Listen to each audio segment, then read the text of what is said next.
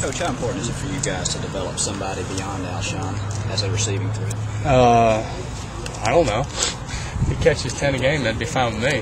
I've never been a guy that felt like you need. I mean, it'd be great if we had 5 guys catch 10 balls a game. But the reason he's got most of our catches is he's got that screen pass out on the side more than anybody. But we need some other guys to play well, but they're all playing pretty good. We haven't thrown the ball a lot, but we're doing well as a group. We're doing fine. Have you noticed people shading to him more and more as you Nope, go? we've only played how many games? Not a lot, so they'll probably shade to him a little bit more this game. So we'll probably start throwing it another direction this week. So, Coach, obviously you were pretty close to Kenny. I was. What's your, what was your reaction? I'm very similar to my father's. You know, it's a tough moment. You know, it's a sad day for Carolina football. It's one of my favorites, easily. But you know, take it a couple days. We'll try to get ready for Auburn.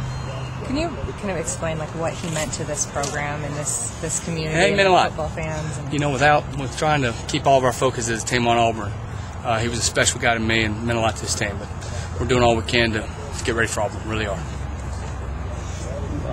Going into this Auburn game, there had been some talk that you guys needed to find a viable second option behind Alshon. It'd be great. Have you really had anybody that's taken that on? Yeah, they all have. They all want a shot at it. You got a viable second, viable third, viable fourth. They're all just waiting for the shot. But we've done well. Hopefully a second or third may pop up this week. But we're not worried about it. I said you want to focus on Auburn. But absolutely. Throw one absolutely. more in there about, sure you can. About Kenny and kind of what you saw his development in the NFL, just in terms of how his career went. Yeah, no, I can't talk a lot about his downs, NFL career because I wasn't with him in the NFL. I can talk about his career here and who he was here and what he meant to us and what he meant to me. And I loved him. He was a great player and he was a great person and he'll be dearly missed. What have you done to kind of help these guys focus? And well, honestly, I only have so many guys that have been with Kenny, you know. There's not a lot of guys that are real close with him. The ones that were, I kind of pulled aside and talked to them a little differently than I talked to the group. And then the rest of the guys, you know, we're talking about all. Maybe it's harder for you guys as a coaching staff, maybe then. Yeah, probably, yeah. With the no huddle that y'all been running this year, how do you expect that to play out first time on the road? We'll find out. We expect it to play out well. But yeah, communication's the key. It's important. So we'll find out. It'll be a different environment. What have y'all kind of done this week to simulate that? I can't talk about that.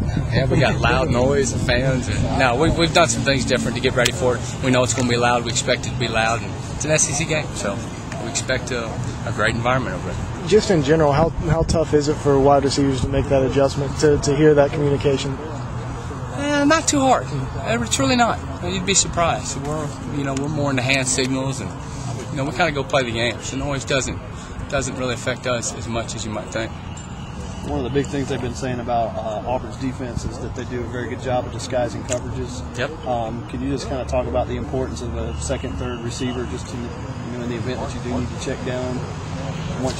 When we don't know their coverage and when we do know it, it's important to have 2 or 3 guys that know where they're going and where they are. And between Coach Mangus, the head coach, and the quarterback's going to have to do a good job of evaluating and seeing all that, and getting the ball to the right guy. But again, receivers, we're going to run our route regardless of what the coverage is. QB's got to make decisions, find a guy that's the right guy for that coverage.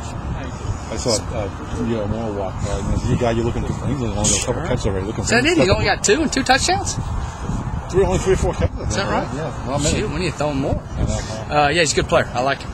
He's got, we got some different things this week. Again, we haven't thrown it a lot, or we haven't completed a lot in the past couple games. So we'll have something a little different this week for him. Hopefully 2 or 3 guys can really get in the mix outside Alshon. That'd be great.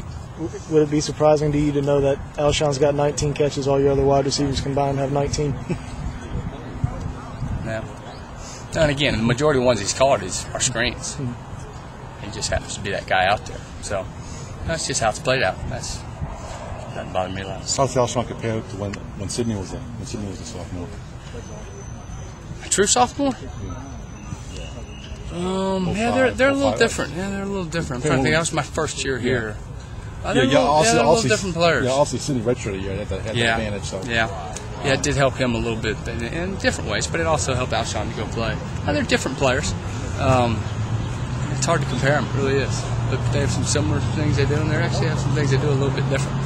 But both of them are pretty dang good players. Have you talked to Sidney too? Because obviously he's out with injury right now too. I am. Is he mentally okay with the fact that have not been able to play and stuff? Yeah, Yeah, I think he is. You know, nobody likes to be out. Nobody likes to not play. Nobody likes to watch their team, struggle without him. So, and he's a competitive guy, and he misses being out there. And he's trying to get back this year, so hopefully he can do that. Steve, what do you think it means to your dad that in the next few days here he'll be the second winningest coach in terms of SEC victories? Do you think it matters to him? Not much. Doesn't talk about it at all? No. What does it mean to you as his son? I mean, not as an assistant Again, coach, but as time goes on, it'll be something that's pretty remarkable. Right. But, I mean, as today, I'm trying to see if I can teach Tori Gurley and DL how to run routes. Do you feel like trust is an issue at all?